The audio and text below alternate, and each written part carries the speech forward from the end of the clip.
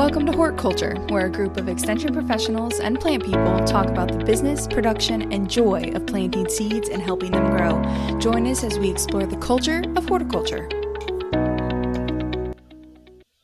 Hello, everybody. Welcome back. We're in for a spicy episode today. We're all here, and we're talking about some heat stress today. And I know we are not together physically today, so hopefully, the traumatic experience will be de-escalated just a little bit. The traumatic For us and for the listeners out there, for both parties. I'm glad you brought this up, Alexis, because I have been sweating a lot. And it is stressful. Have you and been I feeling have not spicy? Oh, you mean in plants? Got it. Brett today does have a red shirt on. We are talking to farmers, so we get hot too. The past couple weekends, it's been miserable outside. I don't know if you guys have noticed, like if you stand in the sun, it's hotter than if you're in the shade. Yeah, I think they're related. There's something about the sun correlation for sure. I don't know. I'm not gonna say it's directly involved. I'm a bit of a scientist. More research is needed, I would say. If I were a solar panel, a book by Ray Tackett. I imagine. Yeah, I'm always like covered up in the summer too. Like everybody's like, "How are you standing that heat?" Because I'm pale and in long sleeves and pants with a big sun hat on. Like, I have learned to love like sun vampire. shirts, like true like sun shirts. I've grown to love them. We used to put up a lot of like hay in the summer at 104 degrees with cotton shirts on, but they were long sleeve, always long sleeve because Yeah, and I'm so glad that we have performance materials now, everyone. I do love that. I have a question. What SPF do the bald boys use on their heads? I almost always wear a hat, so I don't usually apply SPF. Oh, you're a hat I go 50 plus for sure. Okay, all right. I was just curious. Want to make sure that we are protecting our skin here, folks. I just paint my forehead with aluminum paint. I don't actually do aluminum that, paint. For the record, just for the record, yeah. Something aluminum foil. How about aluminum foil on my forehead? Yeah.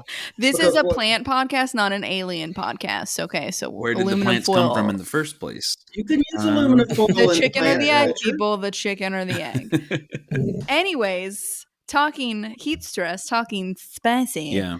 Heat today. So let's talk about how plants react with some heat stress. So now when you are thinking about you're talking about heat stress, are you thinking or initially at least thinking mostly about like annuals that you're wanting to talk about, or are you thinking perennials as well? What's your all of the above? Yeah because it seems like there's a little bit of a difference, right, between something that was just planted in the ground 4 weeks ago versus something that... Yeah, absolutely. Or how about a perennial that was planted when it's really hot out that goes in the ground, which is, I know, a different case scenario. But yeah, it seems like the perennial plants can handle the heat with a more established root system in some cases. In some cases, and especially those perennials that have, deeper tap-rooted systems. Have you all had questions from folks coming in about that seem to be related to the heat as far as their plants or pictures or samples or whatever? I may not phrase it that way, but let's say on the perennial side, yes, because it seems like if you have like bacterial leaf scorch or any of these other existing conditions, they always show up during drought conditions or extended periods, dry periods. I mean, so basically it seems like when it gets really dry that it unmasks all the other existing problems with plants. I don't know. Yeah, we've been seeing a lot of winter damage that is shown in the past actually couple weeks. So absolutely, we're in beginning of summer and we're seeing winter damage. But I think so. The question going back to like perennials versus annuals, I think a good place to start there is something that happens with both perennials and annuals. It's all plants, and that's the act of transpiration. So I think understanding what transpiration is going to be the most helpful in understanding how plants are affected by heat stress and heat and drought. So I feel like those also need to be something we're talking about. We're talking about there's heat stress, which is caused just by the temperatures, but it could be raining every day, but you have really hot temperatures. But then there's drought stress where you can have a drought even when it's cold. I mean, we see winter damage on a lot of our evergreens when we don't have a ton of precipitation in the winter, and they go through drought Yeah. stress. It's not just the cold. So I think often people want to think of those things as the same thing, and they do often go together, but they are different Yeah. from a Great plant distinction. perspective. But transpiration. So this is just always helpful, like for me in understanding and thinking about how the plant works. So perennials, annuals, right? They all have roots, and they're all going through a process called transpiration, which is part of photosynthesis. And so transpiration is essentially just the loss of water through the leaves of a plant. It's through their what's called the stomata, which is just their pores. So it's essentially kind of like they're sweating, right? If you want to put people characteristics onto plants, so they're sweating. The plants are transpiring. I like to say, I'm not sweaty. I'm just transpiring when I'm outside. So but transpirational. that pro- yeah, That's going on my transpiration. transpiration board on Pinterest. Exactly. So, essentially, so 90% of that water that plant takes up is lost through transpiration. Okay, and so that is necessary. That transpiration is necessary because that movement of that water and that pressure being taken out through the top. If you were to like watching me right now, I know we're on a podcast. And my arms are doing some things right now. A I'm lot of very. gesturing. There's a Is that lot the of gestures. YMCA? Picture a Well, column of water. right, a column A of water straw, from the root plant system. straws. Yeah, there So you go. that water is being lost through the leaves, through the top, and because of that, it is able to pull up water from the root system. Hmm. So there is some gas exchange and stuff that happens, in the leaves, blah, blah, blah. But the main focus here is that in order for the plant to pull water from the soil, it has to lose water in the leaves. Hmm. And another important thing about this is we see a lot of nutrient deficiencies when a plant is not able to access water for a couple different reasons, and we'll go into that. But nutrients go in through water, right? Through the root system. So if it's not able to pull up water, it's not able to pull up those nutrients. And so people want to throw fertilizer on a plant because it's looking nutrient deficient. But Hmm. really, it's that your soil has plenty of nutrients in it a lot of the time. It's you're not getting enough water. And that's like a good example of that is like blossom end rot. You're not watering consistently enough to pull that calcium up into the Right. plant.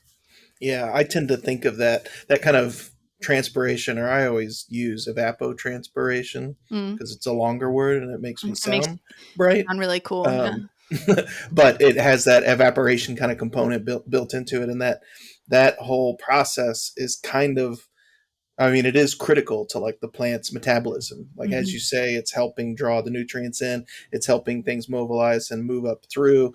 And I mean, even at the point where it is lost into the atmosphere and it's evaporating, there is a little bit of cooling that's happening Mm-hmm. to the Mm-hmm. plant tissue. Yeah. So it's a way that the plant tries to regulate its temperatures through that. It's sweat. Because unlike us, plants can't go hide in the shade or put on a hat. They're kind of stuck with what the sun and the elements are doing to them. I guess we'll back up just a second. We're talking about heat stress. So and we're going to talk about averages here. I'll ask you guys about this, but the average range, like above what temperature do we start to see heat stress? Like what's the average optimum for zone 6, 7, roughly kind of where we're at here in Kentucky, the central part, for Kentucky overall, really. But like what's an average range, where if we get outside of that range, we start to see heat stress? I mean, is there any averages that you guys typically go by? I know when I'm working with commercial vegetable producers, we definitely have a range in mind. I don't know if it's different for flowers. I Around think 60 to under 90 is what, like for field vegetables. But is that different depending on some of the crops you guys deal with? so.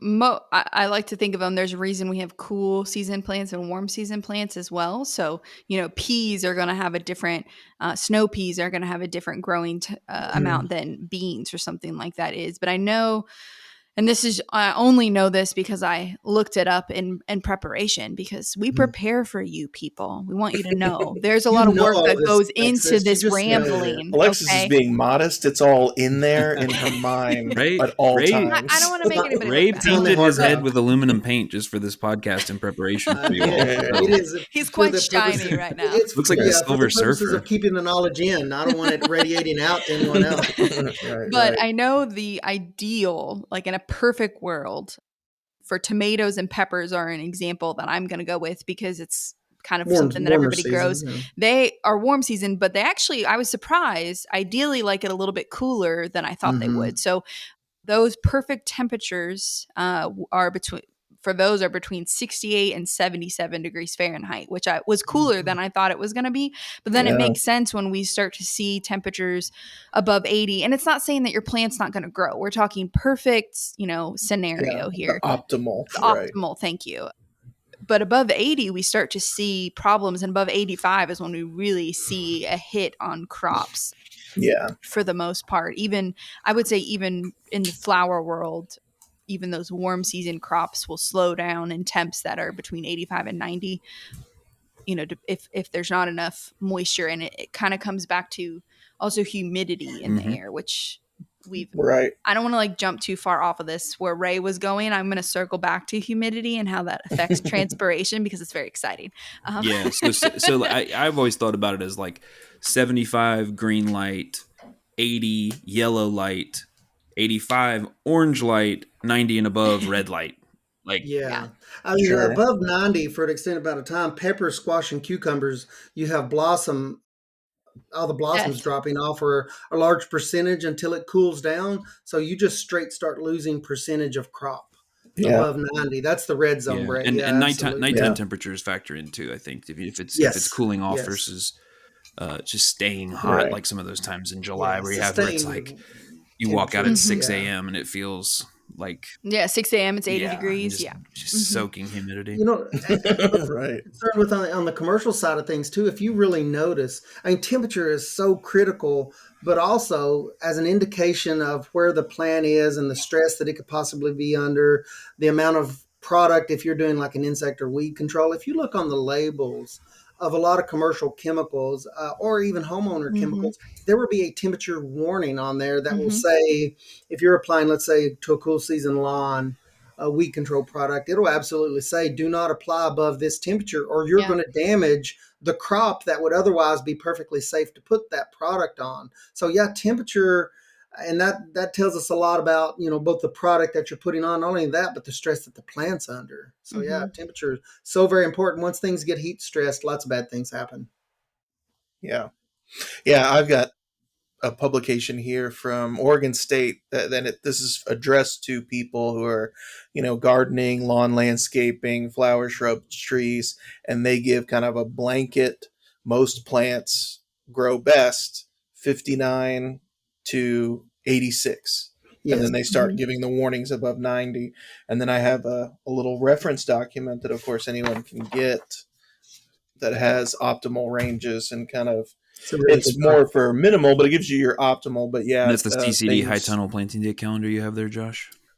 right, right, and that is of course for somebody who's trying to manage for low temperatures, but it does give you the optimal range of what you want to where you're getting your target growth, and so Yeah. above So that, you're going to have problems with nutrient transport or trying to. One of the recommendations I saw was, you know, as you say, when you see these signs that indicate like a nutrient deficiency, Hmm.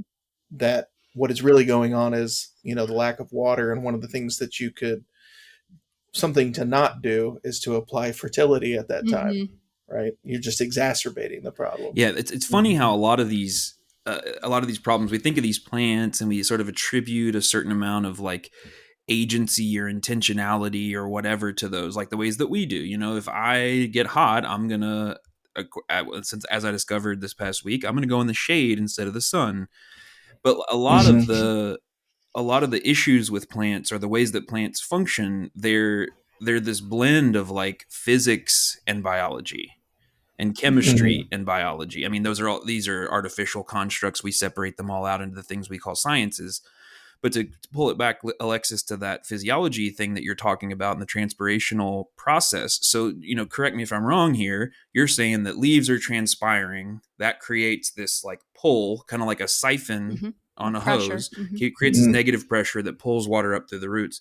So the more leaves that a plant has, the greater the pressure and the more water it's moving. Is that right? Right. And then I'm connecting this to, I think, I don't know if it's true or not, but it's one of those things that I've heard and seen is that people tend to overwater their plants in the spring or when they're young, and they tend to underwater them once they're mature. And, if we're thinking in addition to the heat and the process, how that's driving transpiration and evaporation, also think about an older plant. It's got way more leaves. It's got way more little straws sucking on that water column to pull water up through the roots. And so, that makes a lot of sense that, it's not that the plant is like, oh, I need more water consciously. I need more water in my leaves. So I'm going to, initiate the pumps. It's actually this much more passive and elegant way of moving water and doing things and responding. And so what's happening with heat stress partially is, this is a question, is that something about that mechanism is disrupted or is impeded? Is that right? So I think, so heat stress, I'm going to cycle kind of back into that humidity part of this, because I think that at least in Kentucky, right, we always say you're gonna boil. You're not really gonna fry in the frying pan. You're gonna boil in a pot of water here because the humidity is so high with that heat. So we are all just it's who I am as a person. We're all just frogs. I have bowled like a peanut before, so I can relate. We're all just frogs slowly beginning our boil. Right. We won't notice, so it doesn't matter. Just do it gradually. The frog in the boiling water. Gradually. So, you turn the temperature up slowly, please. One problem I see, I think, with heat in water. So water is more related to, it's kind of that drought stress thing. So as well as heat, they're all connected, but they're separate, right? We kind of mentioned that, but I want to circle back to humidity kind of while we're at this point of. So sometimes we have these times of year where we have very high humidity in Kentucky, right? Just obnoxious. But we also have that partnered with high temps. So we're going to say above 85, which we know is a danger zone for plants. But we may be getting plenty of rain because we have that humidity, and we still see plants that have nutrient deficiencies, but also may look like they are not getting enough water. So sometimes that can be like root disease problems, but sometimes that is because that negative pressure we talked about, that siphoning that's coming out of the leaves, cannot happen because there's so much water in the air that you're not getting enough negative reaction to pull it out of the soil. Now, your plant still will probably not wilt in the same way as it would if it's 90 degrees and bone dry outside, but we will see nutrient deficiencies, especially even if the plant looks okay, because it's not pulling water often enough to pull in those minerals because the humidity is so high. We're not having that negative pressure happening. So that's sort of like, and that's like if I go out and work outside when it's hot and it's dry out, my clothes stay relatively dry because my sweat is evaporating. I'm not sweating any less versus the days I'm looking forward to in July that now I will mentally think of myself as boiling alive. When my shirt, I walk out and within 15 minutes, my shirt is soaked, and the rest of the day I am just shedding water drips, not evaporating. It's kind of a similar thing that at the leaf surface, because it's so humid, it can't evaporate because of that concentration of water in the air is too high. Right. Cool. And we see mostly nutrient deficiencies then. I mean, we see a little bit of, that water loss, but there's usually enough water in the air that it's kind of keeping everybody a little bit more happy, and you won't see a ton of drooping on your plants. I'm glad I'm friends with you nerds. As the resident cool guy. I'm friends with you nerds. Yeah. But you will see nutrient deficiency. Yeah, high tunnels a lot. There's every high tunnel I've looked at in this spring, and I made several site visits to multiple high tunnels, and they've all that. And it's not unusual for tomatoes. I'll pick on that crop, physiological leaf roll. I mean, sometimes in a certain way, in a circular way, it can be related to high temperatures, also to soil moisture. But a lot of those, they had plenty of soil moisture. But we see like, and corn will roll out in the field. You can just pick Mm. out when it starts to get dry. Use that as an indicator crop. As I'm just driving by, I'm like, yeah, it's starting So to get what's dry what's because the aspect of tunnels that makes it specific? temperature variations Mhm. there can relate to that, and the way that the plant is. I mean, because past a certain temperature, you're going to shut down the plant Mm. straws. Mhm. The mechanisms, the stomata mechanisms that control all of that. I mean, stomata is kind of cool. They can give off and take in moisture. That's a Mhm. cool thing about those. I don't know, Alexis, did you find that? I Mhm. mean, we talked to master gardeners a lot about. Yeah, we don't rely on them to take in a lot of moisture, but A it's gas that's that exchange, yeah. mechanism is just disrupted, and it's the not only sustained high temperatures but the high low temperature variation differential in They can also between, hold humidity the too. highest time. Right, yeah, Tunnels. Yes, you're gonna have a more humidity humid and environment. it's really calm. You can go down a rabbit hole when you're talking about this stuff. But as we're talking about this, what do you guys look for? I mean, it's easy to say, a plant has heat stress, but what does that look like maybe for the Mm. homeowner that may not be accustomed to looking for such things? I know I look for leaf rolling and cupping, or Mm-hmm. sometimes yellowing, of course, wilting, but it's more complicated than that Mhm. because wilting's not always an Yeah. indication that there's a lack of moisture Right. or that the temperatures are too high. So you kind of look for a I, variety of things. What else do you well, guys look once I for when we're started talking working about with heat plants, stress? I think realizing that wilting is, it's obviously not good, but it looks Mhm. so much worse than it is sometimes Yeah, that you like Mm-hmm. yeah. panic. So I remember we had, back when I worked in the research side planting, we had some watermelons we had to plant on black plastic, and it Mm-hmm. rained and rained and rained and rained, and then there was this like 3-day window where it had dried out enough that we were able to get these things in. Well, it just so happened that that same window was like, it jumped up to 89 degrees, for 3 days. Mhm. And so we put these transplants in, had to get them in, and they looked like death. Right? Black plastic, hot. Did Uh-huh. everything we could to Yeah. try to, and then, Which that's a whole nother problem. The plastic itself yeah, can get so yeah. hot above 90 that you're gonna what? Did you guys experience Well, that, 3 days Brett? I later, mean, they perked right back up. We got some yeah, rain, they and everything great. was fine. Yeah, But it was one of those moments of, again, yeah, and when you're doing stuff, you don't want to make that a practice, because and what Alexis was, I think, is going to talk a little bit about, like, stress can be this cumulative thing where a stress in one area opens up the plant to vulnerability in other areas, and you don't want to Mm-hmm. do hmm that, because a plant that gets super heat stressed next to a plant that didn't go through that, the plant that didn't go through that's going to have a head start to grow better and do better in general, Mhm. just like a human being, someone who's, Mhm. yeah. Like you see all this weird like bolting and just all these yeah. reproductive changes in the plant. And then so I've heard people refer to that as well. The tomato plant got age on it. And I guess that's their simplified way of saying that it went through these stress cycles, and I guess it did literally get Same. physiological aging. I Lightly mean, yeah, in distressed. a manner of Same. speaking, yeah. A lot of Stress can age you. Stress Stress can can lot age of you. city age on miles you. on that Yeah. one. A lot of Yeah, yeah. wrinkles on A those lot of ones. stop and go mileage on that tomato. Yeah. You don't want the tiny tomato that's blooming, folks. Just a word to the wise. One of the things we kind of already hit on it, but that I get a lot of questions on around mid-July, because it's when we get so hot, Mm. and in through August, is my bean plant, my squash plant, my tomato plant, whatever. Name a plant, to be honest with you, Persimmon. is Oh, sorry. That was my hypothetical. my Got it. persimmon Sorry. plant, my Sorry. persimmon plant, any hot weather I plant, see. I see. but anyways, they've stopped fruiting. Mm.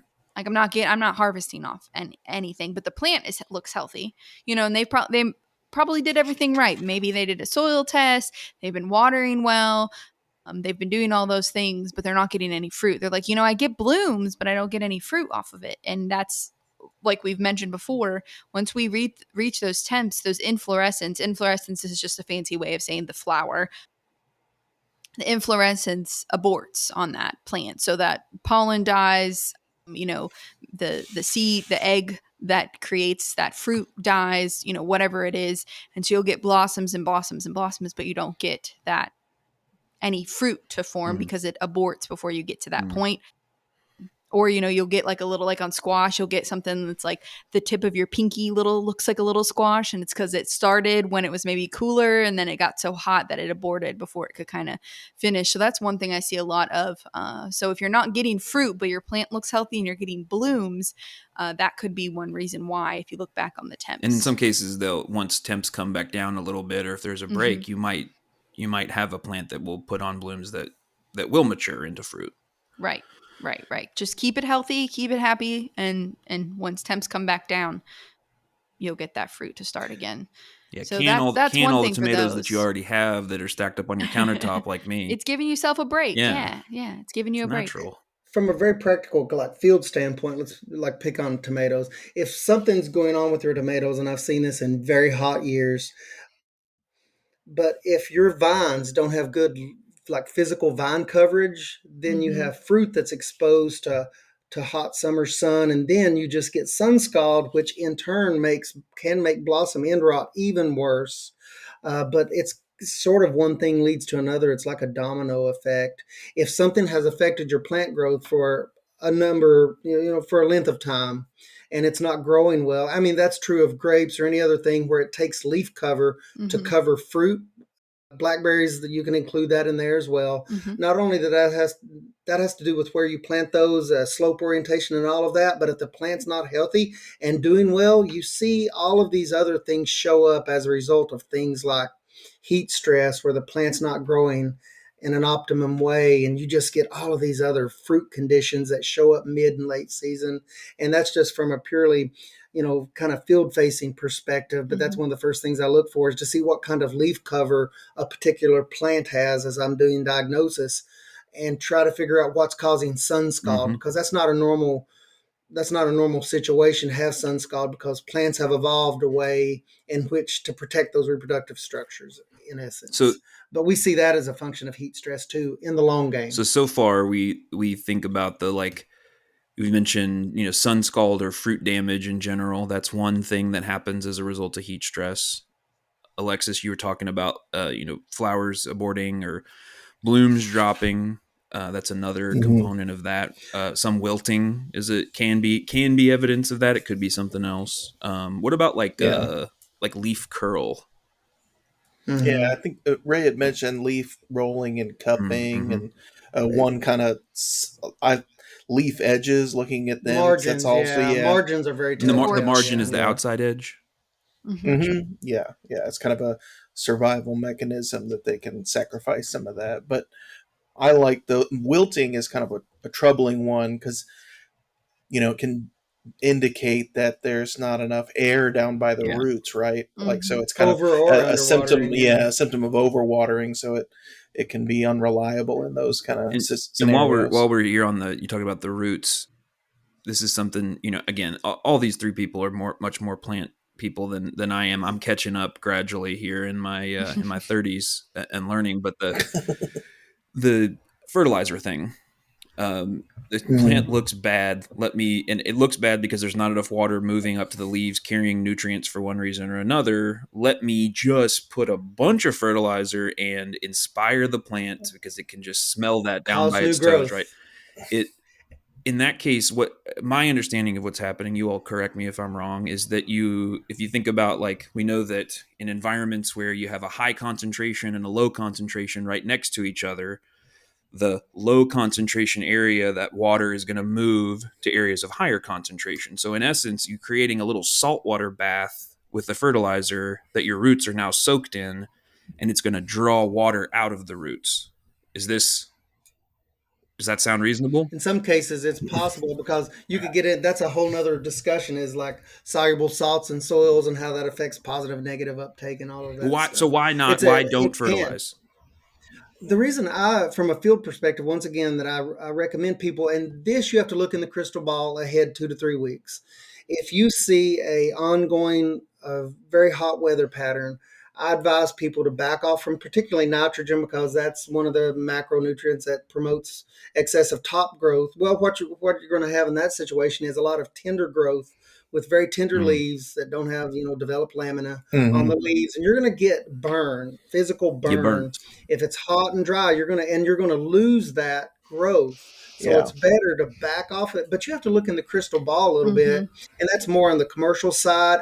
It also applies to homeowners. If you're fertilizing, your annual flowers, you have to be careful about promoting a lot of tender growth, not only Yeah. for aphids, which also love it, but you have to be careful when you see hot, dry weather coming up. I really work with my commercial producers. I'm like, have you seen the forecast for the next 2 weeks? It's supposed to be Yeah. super hot. Just back up a little Right. bit on your fertigation. So Mhm. that's one of the reasons I try to talk to people about that. That's Yeah. one of the ways. It's like it's undesirable conditions for new growth Mm. to be able to kind of grow healthily. Yeah, But exactly. what you say about, there are fertilizers that are essentially salts, Mhm. and Hmm. that can be real when you apply some that it'll suck the water right out of the plant Yeah. tissue.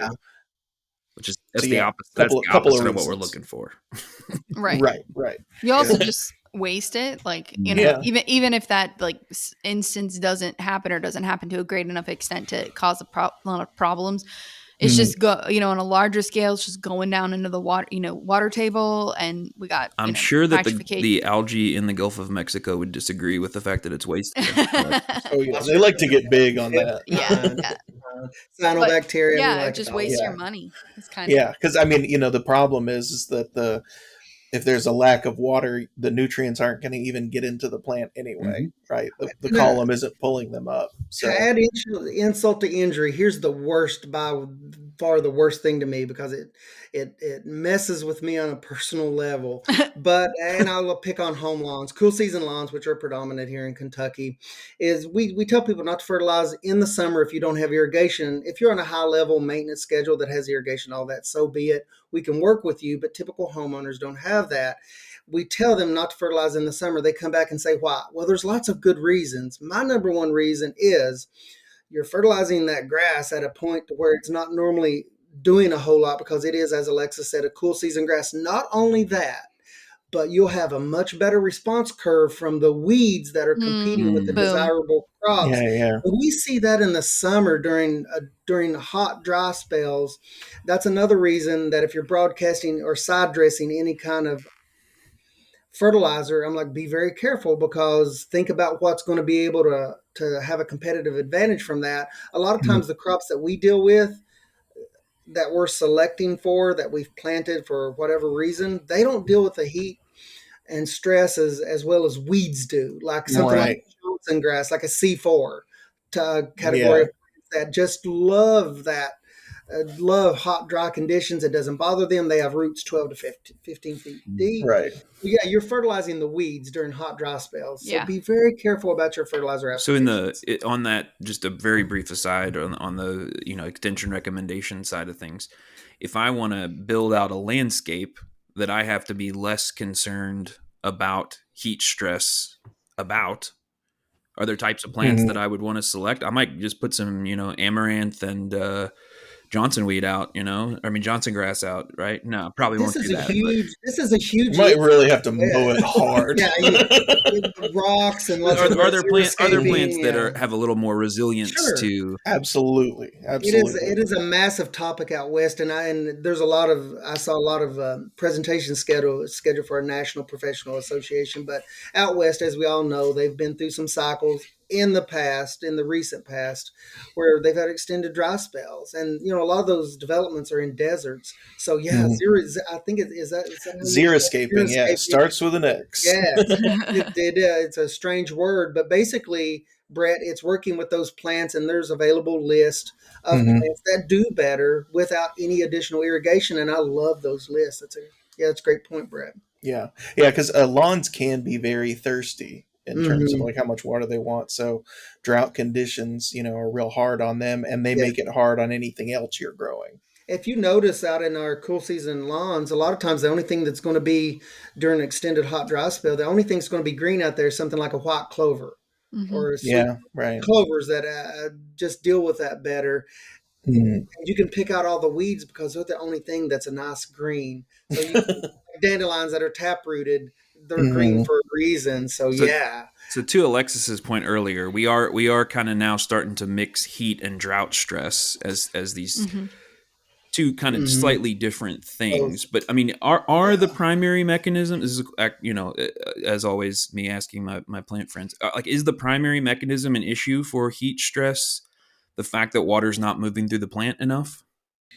It's one of the big issues. Yes. Yeah, I would. Because as Alexis said, you don't get a lot of those molecules, those nutrients moving through the plants Yeah. properly, and we get all sorts of And so deficiencies. the Yeah. different, There are other things going on, like Hmm. it messes with plant metabolism and like Hmm. Yes. creating ATP and stuff like that. But I think Hmm. the if I had to lay money on it, I'd say it's interference with water movement and and so transport. in that case, we're talking about times Initially, yeah. where it is really, really hot.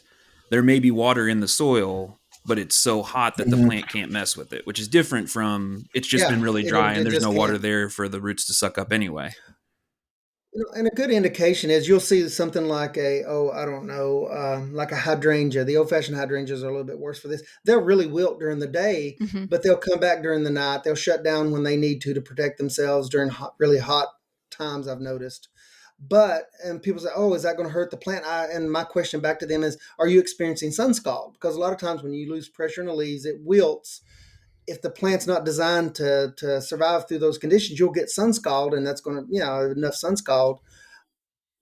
You lose But photosynthesis and stuff. yes, Yeah. you have leaf damage and you lose the energy factories, the leaves in the plants. But I notice, and they say, no, we don't see any discoloration on the leaves or any burning of the leaves on the margins or in Hmm. between. So I'm like, it's probably fine then. It's Yeah. probably fine. It's just going through a cycle that it evolved to manage. Right. How about I got a question for the kind of group? Is there a practice you recommend that is safe for helping plants going through heat stress, right? Like we've already talked about watering might be kind of dicey if they're Hmm. already being overwatered, you're not sure what's going on With there. turf, we do that. We don't do it for the water and commercial turf. We do it to cool the soil to get a Mm, more optimum environment for cool season grasses, but they're like, why are you watering? It just, it's hot out, but we've had plenty of rain. Well, that's not the point. It's to cool right, right. the soil. So that's a little bit to that in a very specific scenario. But now, commercial turf, they do that all the time for the cooling effects. Hmm. For other like non-turf plants, we always say mulch is the way Yeah, to go. right. So it's Yeah, as far as mitigating that, yeah.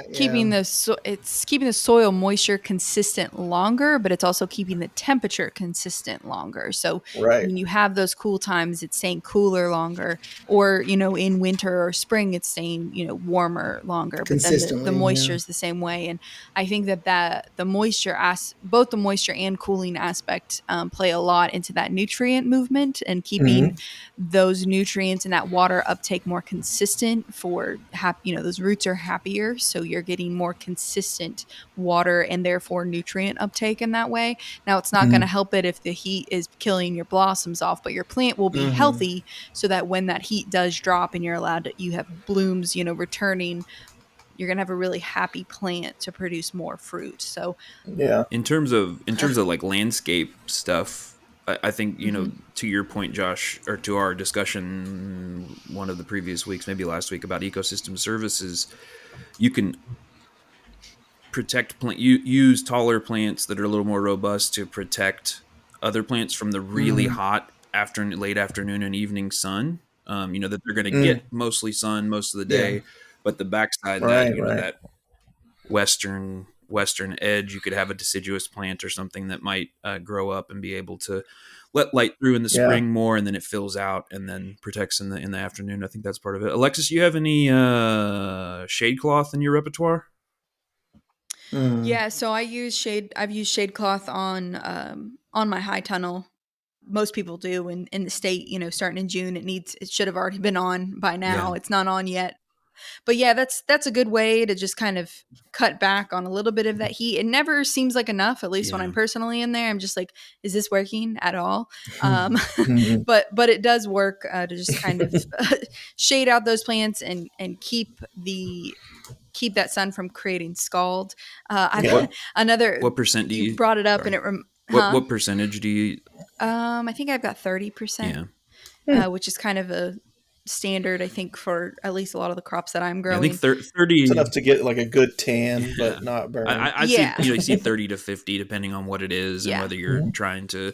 Because some people will try to. Well, in a nursery environment, they don't have natural shade, so they'll put shade cloth on to Mm-mm. grow their hostas in a Yeah. structure, and they'll. Sure. But anyway, I was just curious. Yeah, I was I was thinking of when you brought up using other plants to shade younger plants. This this year in my perennial rows, so I grow large quantities of a variety of perennials, and I have this one. It's called Aruncus. It's one of our natives. It's Aruncus.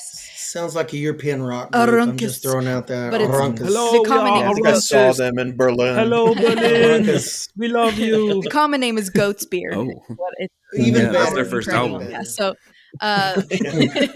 so it's a good one. It's can get to be kind of a large flowering shrub, but it has these sort of ferny looking leaves almost.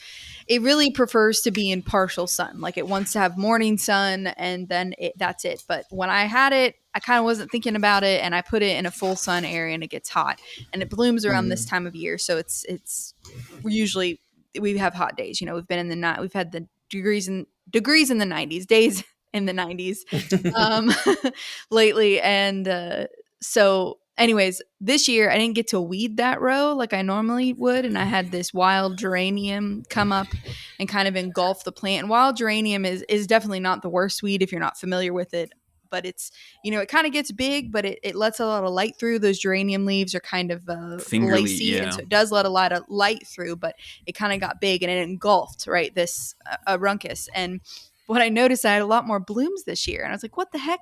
And I had no leaf scald on it. And last year, I had a decent amount of blooms, but around this time I got really bad burn around the edges because it prefers to have a shadier afternoon, as we all I do. love the shady. But because I had just enough shade from this Relatable. weed Mhm. of wild geranium, I didn't have that pressure on them. The plant is much healthier. And so I don't know. I feel like I need to say this for those of you who are fighting the weeds right now. Sometimes it's okay, and be more gentle with yourself. All right. Because But not the weeds. Be tough on you may get weeds.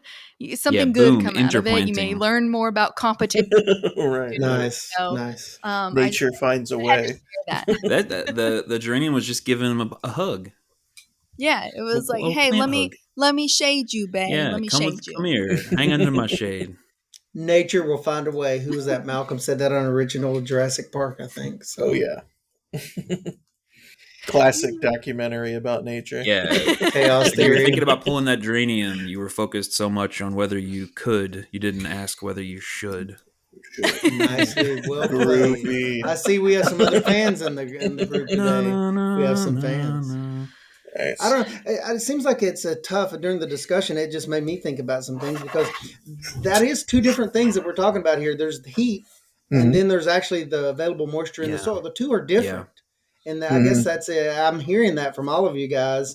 Is that two distinctly different scenarios? On So Yeah. on that neat. point, That's and neat. as you all are thinking, like I was talking to Alexis, one of the many times we've talked recently, and she was talking about as an extension agent, thinking if we don't get some rain before long, I'm going to need to start pulling some things together about watering older trees, because you think like an older established tree in general, it's not going to be as susceptible to the it's just really hot stuff. It's going to be Fluctuation. more susceptible to there's not enough water in the soil.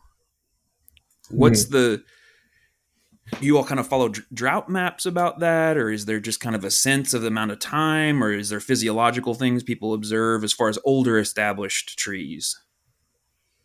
Usually have to look at maps on that because sometimes it's really hard to get a handle on deep moisture Yeah.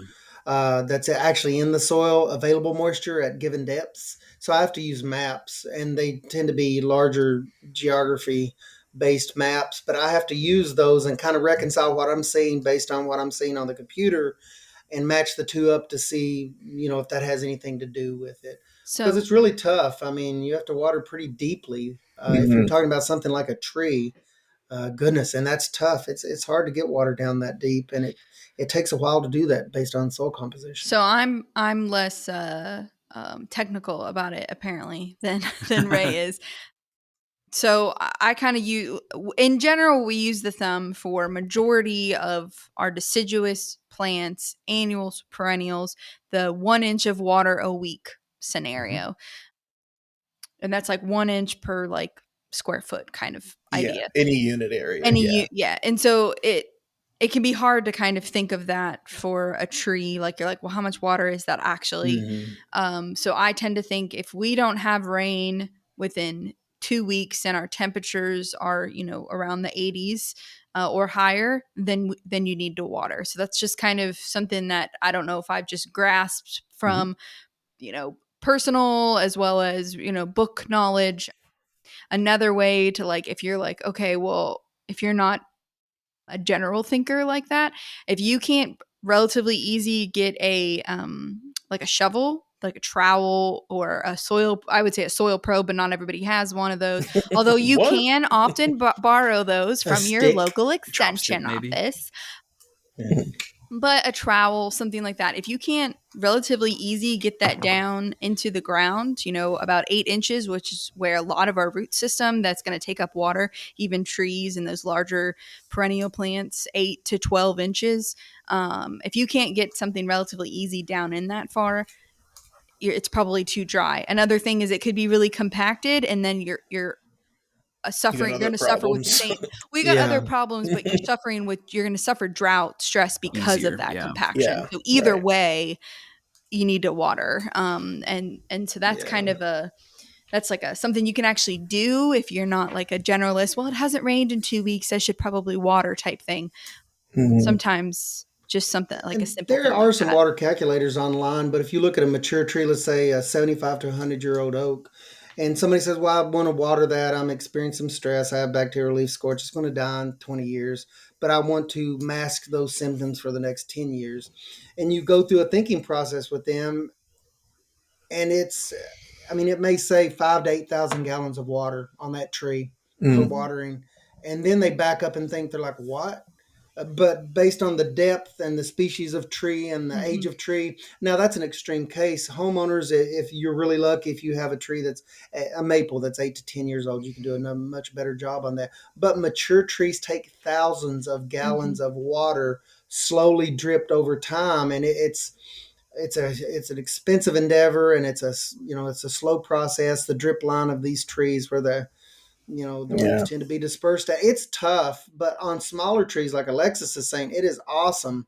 You can make some really good headway, especially those plants that have been in the ground 3 years or less, because I don't know about you guys, but I don't consider a plant established at the bare minimum 3 to 4 years in Kentucky. If you have Mm. something like, a tree or shrub, I do not consider it established at all Mm-hmm. until it's 3 to 4 years old. Then you can make some really good gains by watering and doing that intelligently, like Lexus kind of outlined there.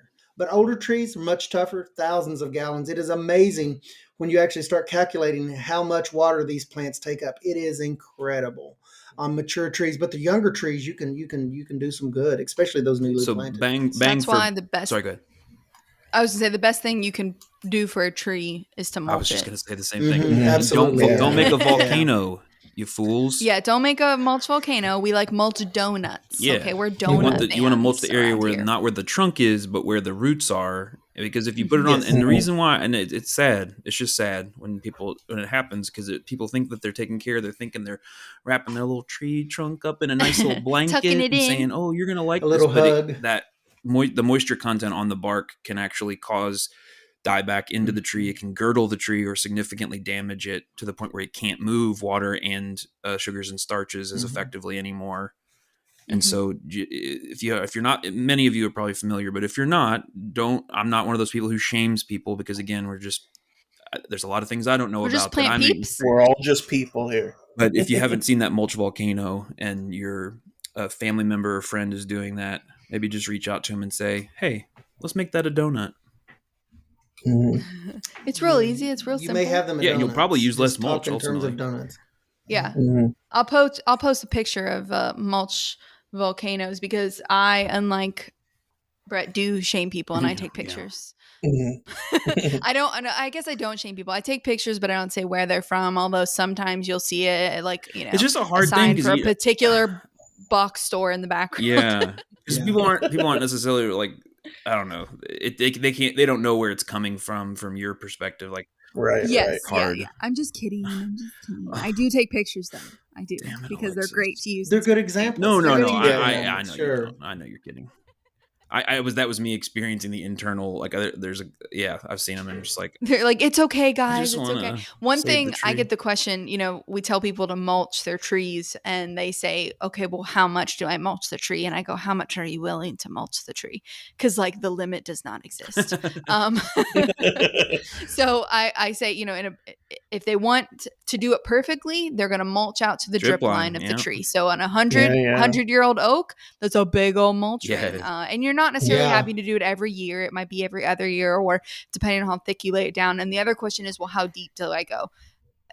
Ultimately, I would say 3. What do you think, Ray? 3 inches is a really good. Yeah, most trees 3, and 4. shrubs, 3 Yeah, I to was gonna say 4. 3 to 4 Any- is like a good depth. Newly planted plants, anything more than 3 to 4, and the roots get confused, especially when water, or people tend to have a tendency to water too little, and they'll seek that. Yeah, 3, 4. And you're Yes, better to so- reapply mulch in smaller Mhm. layers rather than Yeah. try to. This is the 10 kind of 10-year maintain mulch 3 to job. 4. Yeah. Yeah. We're gonna hook this up and walk 'Cause away. if things are going You well, can just see the very crown of the tree poking out of the mulch. Right. Yeah.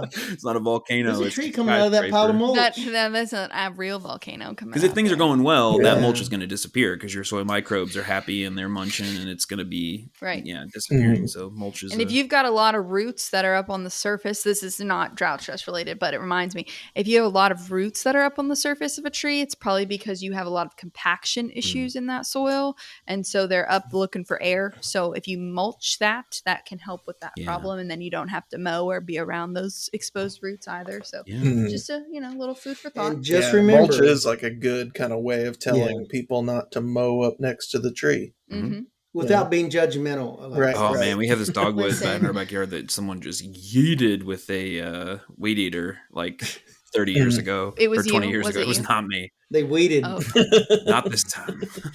About 2 weeks ago, this guy trashed it. I used to strip all my trees down to the Cambium until Alexis told me. She shamed me. She took a picture of me and posted it on the internet so with my pretty name. and I took a Under picture there. of address. you and posted it everywhere, shaming you. I didn't really, but I The would. Wolfman strikes again. Ooh. All right. Well, we hope that you have kind of collectively understood sort of a few things about heat and drought stress. And So maybe I think sometimes you wanna recap understanding it? that.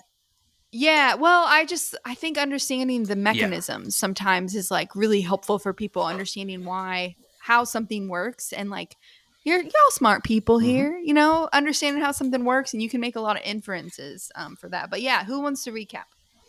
Oh, I mean, I think just the idea that the general plant mechanism for moving water and nutrients through it is that at the leaf surface, this transpirational evapotranspiration process happens. There's water getting pulled out the top, kind of like you or me sweating. There's water vapor. There's other things that are leaving the plant that pulls water through the roots. Along with it comes things like nutrients, and as well as the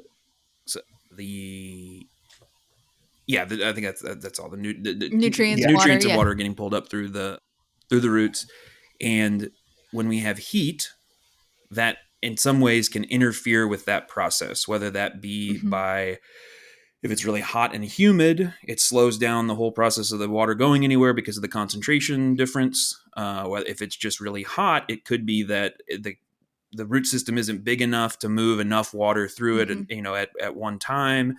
It could be any number of things, and the plant may have some different physiological responses. Many of those are not caused to be shocked or to be afraid, like I have been at times in my life. But it may be time to water and think about that. And you can do that by paying attention to the temperature. If it's above 80, 85 or so, that's where your danger zone, in our zones at least, can tend to be. And if you have issues or you have questions, you can always get in contact with your extension office, and you can find lots of good resources online. But just keep an eye on things and do your best to learn a little bit more each year. And it's a manageable thing. Inspect your plants. Yeah. Inspect them for insects. Inspect diseases. Inspect for heat stress. Replacement for time in the Put plants field. where they are supposed to be. Right relative plant, right to place. how much sun or how little shade. If not, invite a wild geranium to come give it a hug. Yes. Yes. More, Geranium hugs. more, that will be our next time we do intercropping. I'm gonna interplanting. I'm gonna talk about weeds. Plant hugs. Sometimes they're good, but anyway. So we are thankful that you guys are here. We hope you are enjoying this. If this is a show that you like, we're going to start doing that thing that all the other podcasts do. And we're going to say, hey, leave us a review because it helps other people find us. So it's not just because I need a little, like extra in a little feather in my cap That's today, just but a Her it's bonus. just cap a is so full of Just a bonus. feathers. plus. But it does, I'm assuming it has something to do with an algorithm. I don't know. I'm a plant person, but I'm assuming there's an algorithm involved. And so if you're leaving reviews that are, I believe, positive, please, hopefully they're positive. Anyways, leave us a Obviously. review. It helps other people be able to, obviously, to find us. So we do appreciate that. And you can now, there are, ways to contact us in the show notes that I believe are clickable. If my techies in the room will confirm, yes, I'm getting Click, click, confirmation head boom. nods. Click, click, boom. And so you can contact us there. Email again. We're on Instagram, Hort Culture Podcast. If you ever have any ideas for things you want to know, definitely give us a heads up. We would love to because we're just coming up with cool stuff as we think about them, as the weather comes with them, as we, I don't know, come up with wild hair ideas. We just like to share that with you all. So we hope that as we grow this podcast, you will grow with us and join us next week. We're going to talk about some potted plants, which I'm very excited about. So thank you all so much and have a great day.